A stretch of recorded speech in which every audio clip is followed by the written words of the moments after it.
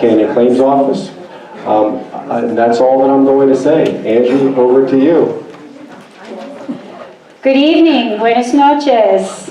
Good to see you all, many familiar faces. Glad to be here this evening to talk to you about what's been going on with the claims office and where we are, and have you meet some of our team members.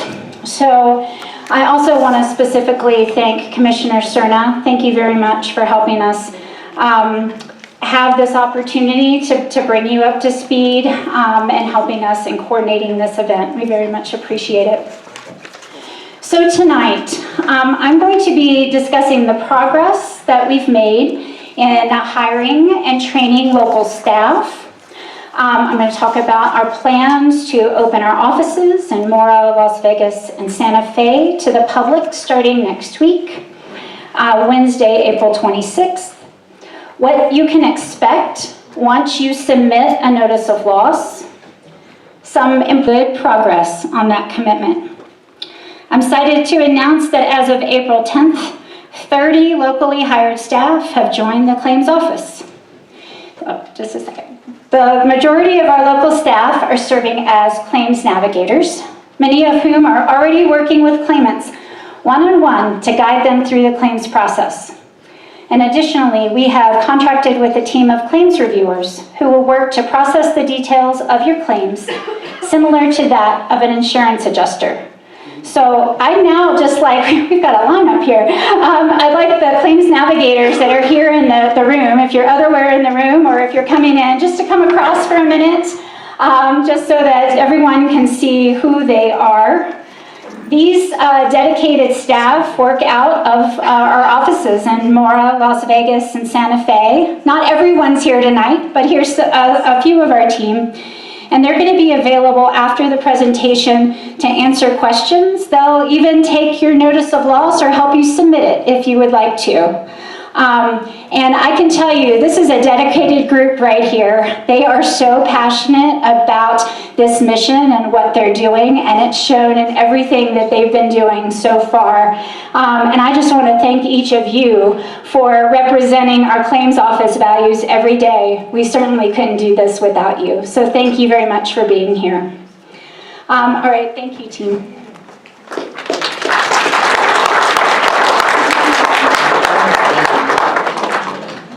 I am also proud to announce the selection of 2 key leadership positions who are also from here in New Mexico. First, our Deputy Director and the Claims Office Advocate, if they can come on up. So first, I'd like to introduce you to Jennifer Carbajal, our new Claims Office Deputy Director. Buenas noches. Hello, everyone. My name is Jennifer Carvajal, and I'm the Deputy Director of the Hermit's Peak Calf Canyon Claims Office. Yo también soy de aquí. Yo también soy de aquí. I also am from here. I have a house in Rociada. I was an impacted resident and had to evacuate as well. I understand that the frustration to get to this point, but I'm here happily to say that we're working really, really hard to try and make the process as seamless and easy as we can for the claimants. So please come forth with your questions en inglés o español. También hay muchos navegadores que hablan español también. There's also a lot of navigators that speak Spanish as well. So please feel free to come forth with your questions. And as Angie committed, we'll be as transparent as possible to tell you what we do know, what we don't know, what we're still working on. But we're here to help each other get through it. So thank you.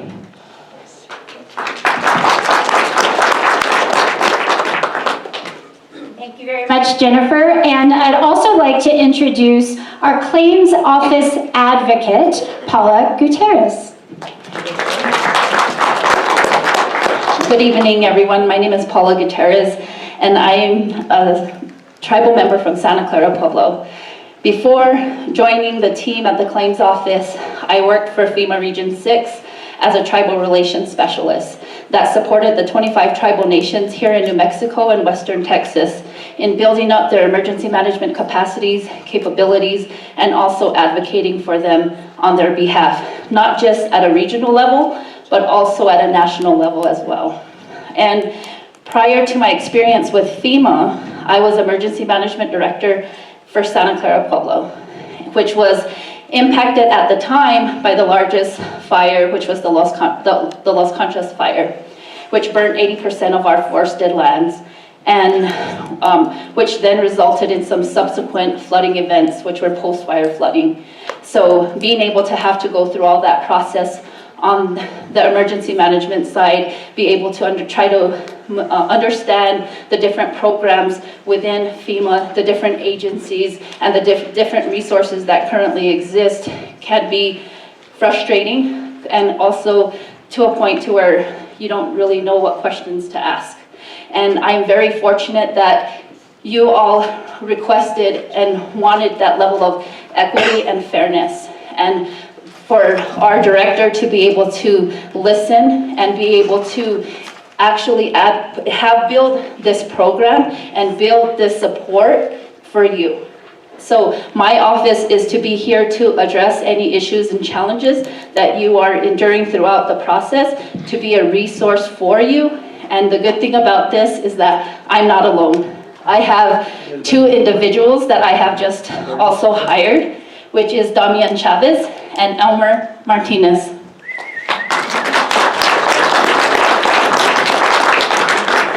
Thank you, everyone.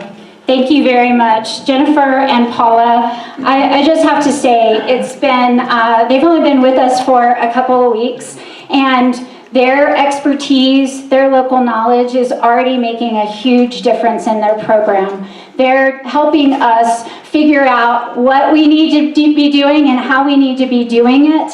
And it's just already making such a big impact. So anyway, we're so glad to have them on board and be part of the team. Thank you.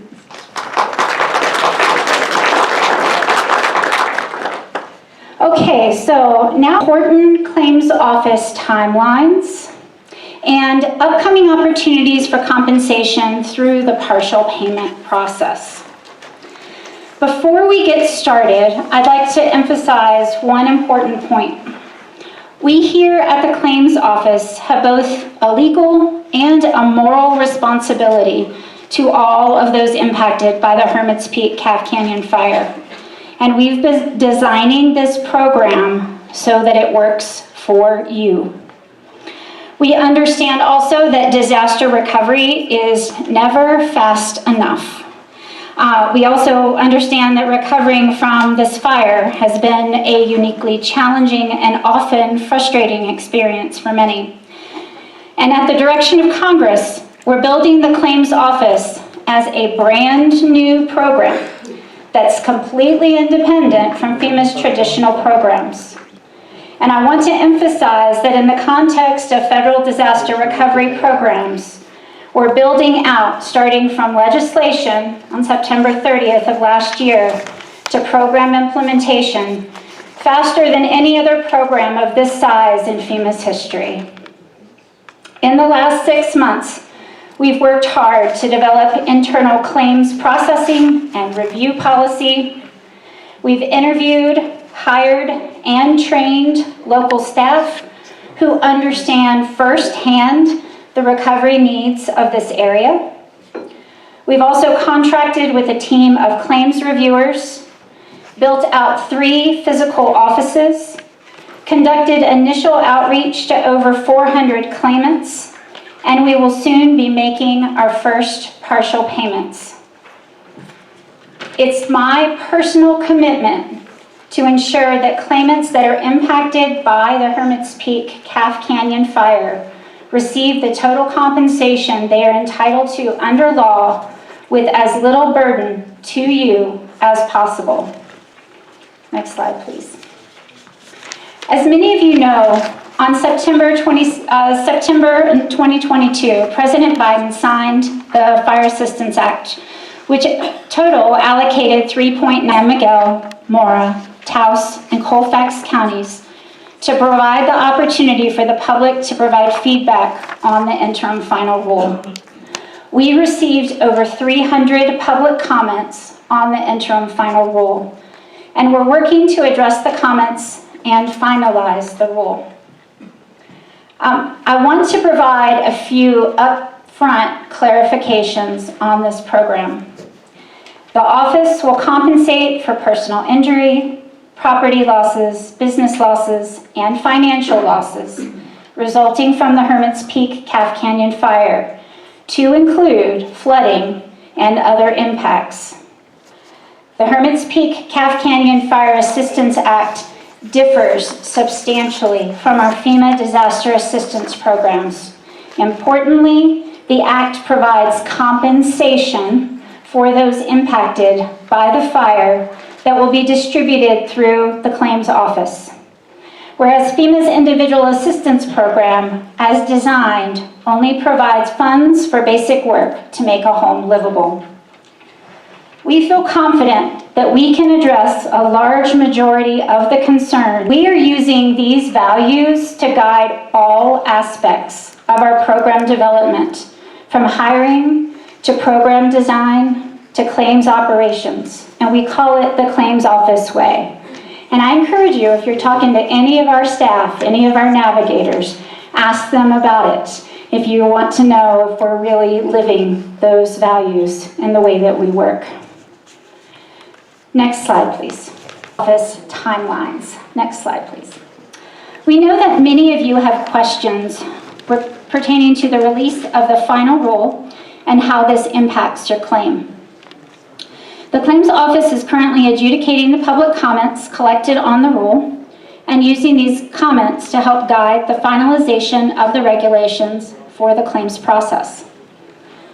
Under the Act, claimants have 150 days from when we formally acknowledge your notice of loss form to complete the proof of loss, and we're just starting to formally acknowledge notices of loss now. The Act also states that the Claims Office has an additional 30 days to provide claimants with a final determination on the amount to be paid on the claim. So that's a total of 180 days.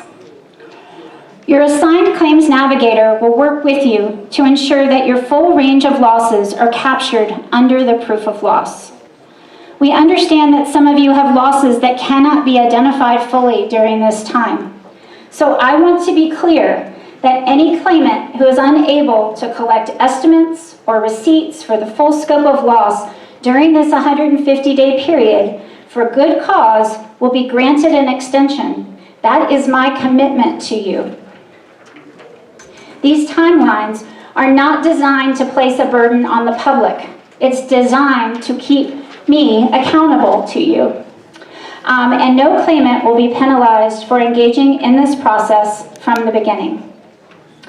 As I mentioned previously, we're confident we can address most of the comments raised by the public in response to the interim final regulations using interim policy while we wait for the final rule.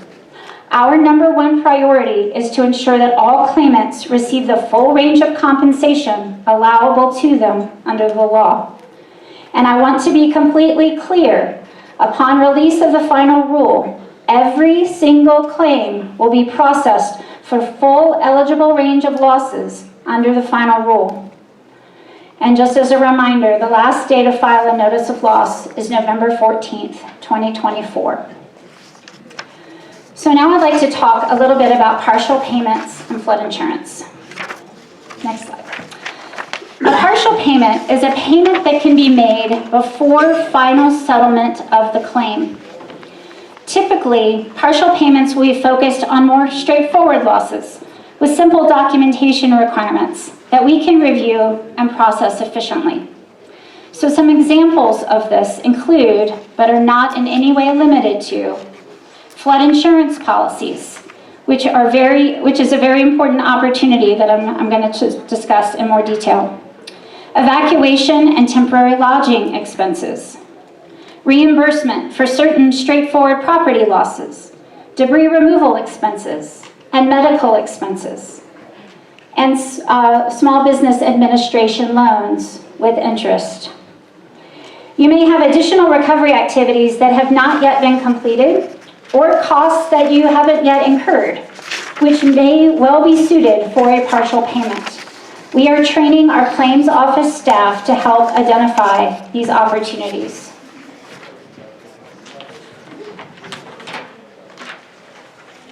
Your navigator will walk through this process and the documentation requirements and options.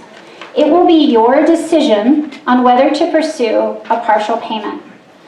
By accepting a partial payment, you do not waive your right to pursue a different remedy for the remainder of your losses.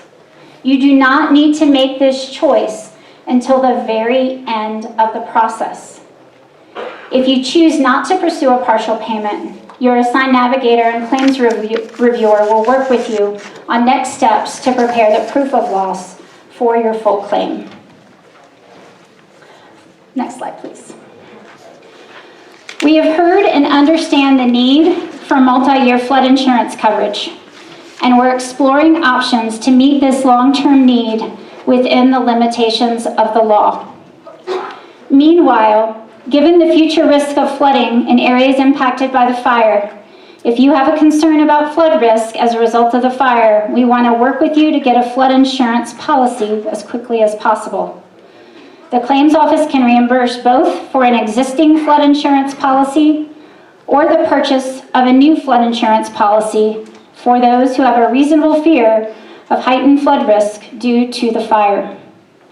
What this means is if you live in Mora or San Miguel County, you will automatically be eligible for National Flood Insurance Program insurance policy coverage under the claims office, as long as you are in a National Flood Insurance Program participating community. We can also reimburse claimants for private flood insurance policies for those who live in a non-participating community, such as the village of Wagon Mound here in Mora. We may also be able to pay for your flood insurance if you live outside of these two counties and are concerned about flooding as a result of the fires. We will simply need to evaluate the request on a case-by-case basis. Our claims navigators have been trained to ensure that all claimants are aware of this opportunity. You should include your request for flood insurance policy coverage or policy reimbursement in your notice of loss. And I just want to note, based on the way the law is written, it says that we can only pay premiums through the end of May of next year. If you go ahead and submit a notice of loss, and you can submit a notice of loss just for flood insurance if you're not ready to submit your full claim, we can go ahead and work with you to get a premium in place, and then under the current law, we can pay for 2 years of flood insurance premiums.